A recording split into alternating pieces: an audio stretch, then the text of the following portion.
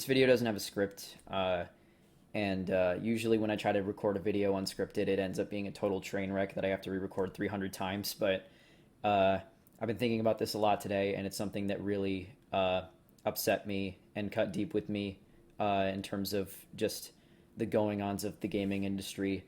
And I had a lot to say about it, so I figured I might as well just record something and talk about it, and we'll see at the end if it's even coherent enough for me to put online. So Vicarious Visions, in case you're unaware, is a studio that was owned by Activision, and for like the last 20 years or so, they've mainly been a support team for Activision.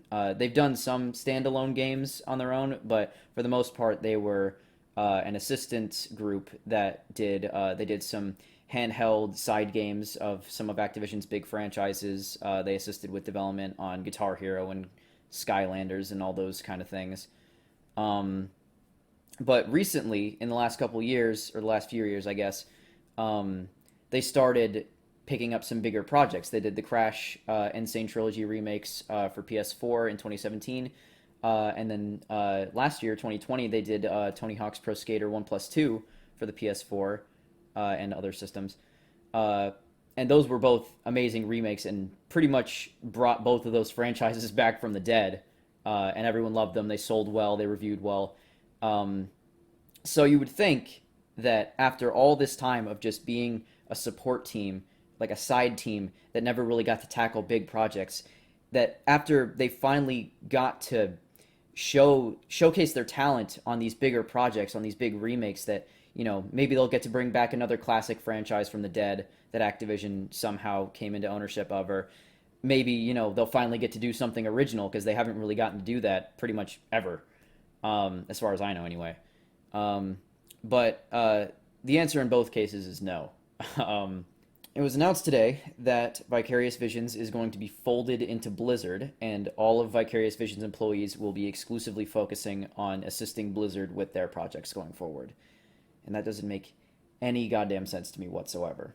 You would think that if Activision was going to turn Vicarious Visions into just a Blizzard support team, or a support team for another studio, they would have done it years ago when they were still just making portable side games and supporting other studios with their projects. But now, after they've tackled these two giant remake projects that everyone loved and that sold really well too, you would think now they would see there's potential in this studio, and maybe they would let them do, another remake, or another, maybe even something original, because they pretty much have never gotten to do that before. But now, after they've tackled these really commercially successful remake projects, now Activision wants to turn them into a support team. Now, Activision is no stranger to acquiring studios and then just shutting them down or folding them into other studios. I've actually got an article pulled up here from 9 years ago on Games Radar, listing a handful of studios that Activision has acquired and shut down in the past. There's Radical Entertainment, Sierra, Budcat, Red Octane, all these studios that contributed to Activision games before, just acquired by Activision after years of success and then shut down after only a handful of years under Activision. And that kind of stuff happens a lot with big publishers like Activision and EA. But the difference with Vicarious Visions is that this is a studio that's been around for 30 years and has been making games for Activision for literal decades. And it would already be upsetting to me if they were going to shut down Vicarious Visions at all at any point in the last 20 years.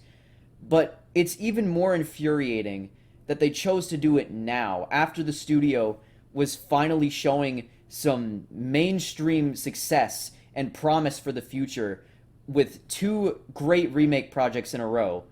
This studio had so much potential that they haven't been able to capitalize on for the last 20 years, and they finally started tackling projects where they could actually take advantage of the talent that they had. And now is when Activision decides to fold them into another studio. Now, keep in mind, this is after Blizzard has gone through several rounds of massive layoffs in the last couple years. If they needed more development resources, Activision could just hire more people to work for Blizzard, or they could have just not laid off the hundreds upon hundreds of people that they've been firing for the last couple years. But instead, they take this studio that was just showing mainstream success with its projects and just completely dissolve it for the sake of giving this other studio more resources. Of course, this doesn't make much sense to me from a business standpoint, but I'm obviously not a businessman. I'm not in the games industry. I'm not one of the people who sits around this table and talks about what decisions make the most sense for the company. So I'm sure there was some sort of process behind the scenes where Activision decided that this was the best thing to do for Vicarious Visions. And it doesn't make any sense to me, and it doesn't make any sense to most people outside of Activision. But for one reason or another, they decided that this is what they needed to do with Vicarious Visions. And I can't say anything about that because I'm not in the industry. I'm not a businessman. I'm just speaking about this as a fan of video games and Vicarious Visions. I've been playing Vicarious Visions games since Crash Nitro Kart on the PS2. And they've been a part of my life for a long time. They've never been one of the most massive game studios that I've always looked forward to their games. I've always played their games, but they've always been there. They've always made games that I enjoyed, and they've contributed to some of my favorite franchises ever. And it's no secret that Activision thought of them as a valuable development resource up to this point. And I guess in their own way, they kind of still do by adding them to the Blizzard team or whatever. I don't know. But it's just really frustrating to me that this studio was the talent that they had there. They were finally able to put that towards these giant remake projects that everyone was enjoying, and they were commercially successful for the company even. And they showed so much potential. There's so much more that studio could have done if they had just been able to continue with whatever projects they were planning, if they had any. I mean, obviously everyone wants Tony Hawk 3 and 4 remastered, I guess now, or just some other thing.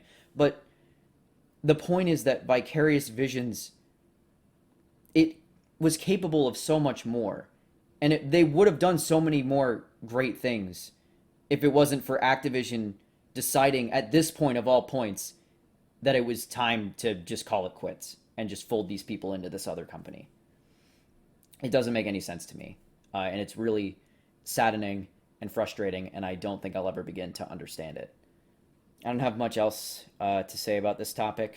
I've pretty much expressed my frustration. I'm not happy about this at all. But before I end this video, I just want to say, to the people that worked at Vicarious Visions, thank you for being a constant source of entertainment over pretty much my entire life, the entire time I've been playing video games, and for bringing back two classic PlayStation franchises in an amazing way, especially Crash Bandicoot, because that's one of the most important gaming franchises to me in my life. And they did such a fantastic job with those remakes, and that meant a lot to me when those games came out. And for it to be the same team making those remakes that worked on one of my earliest gaming loves, I guess you could say, Crash Nitro Kart. I don't know. This Vicarious Visions, I think, was more special than a lot of people realized, and especially more than Activision realized. So I at least hope that the people that are going to be sticking around through the merger are able to showcase their talents on whatever Blizzard's working on. But yeah, this sucks. Fuck Activision.